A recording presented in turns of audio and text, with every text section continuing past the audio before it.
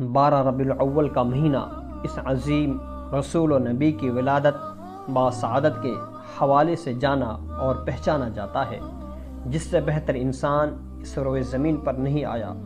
ہمارا ایمان تمام انبیاء رسل پر ہے اور ہم سب کی عظمت و فضیلت کے قائل ہیں۔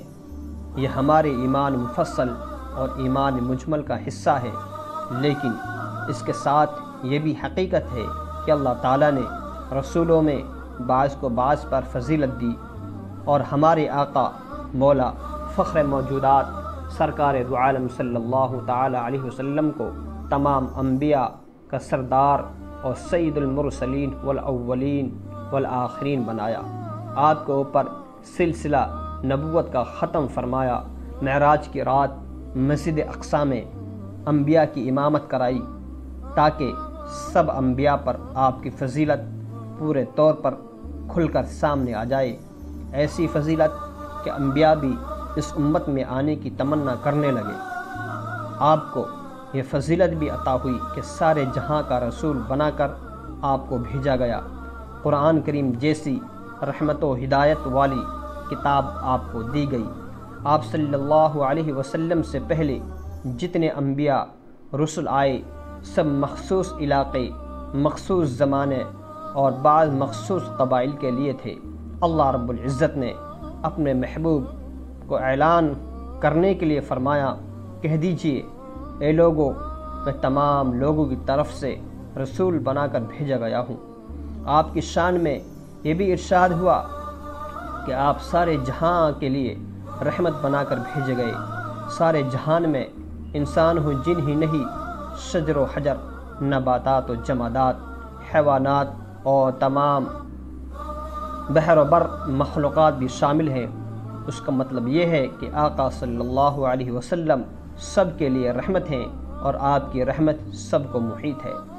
رحمت کی اس عمومیت کا اندازہ اس بات سے لگایا جا سکتا ہے کہ آپ صلی اللہ علیہ وسلم کی بعثت سے پہلے ہر طرف ظلم و جور کا بازار گرم تھا، انسان کے خون کا پیاسا تھا، قبیلے آپس میں دست و گریباں تھے، عربی عجمی کالے گورے کے نام پر خود ساختہ کا پیمانہ بھر چکا تھا۔ اس کی وجہ سے انسان میں طبقاتی جنگ نے عروج پکڑ لیا تھا۔ حق وہ سمجھا جاتا تھا جو اس قبیلے کے کسی فرد کے ذریعے صادر ہوا ہو، خواہ وہ ظلم و ستم کے زمرے میں کیوں نہ آتا ہو۔ برائیاں عام تھی اور اخلاق حسنہ کا وجود کمتر ہو گیا تھا۔ عورتوں کے اوپر ہر طرح کا ظلم کیا جاتا تھا، بلکہ سارے قبائل میں لڑکیوں کو زندہ درکور کرنے کا رواج تھا۔ ہنستی کھیلتی زندگی کو زندہ مٹی میں دفن کر دینا انسانی شقاوت و بدبختی کی انتہا تھی۔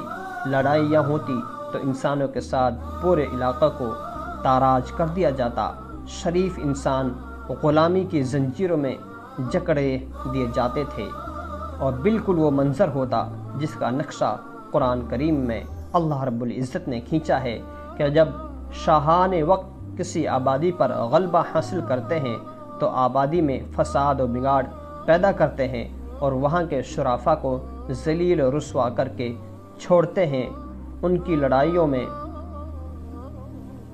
جانور، درخت، کھیت کھلیان اور فصلوں کو بھی تباہی کا سامنا کرنا پڑتا تھا۔ ان حالات میں اللہ کے رسول صلی اللہ تعالی علیہ وسلم اس دنیا میں تشریف لائے۔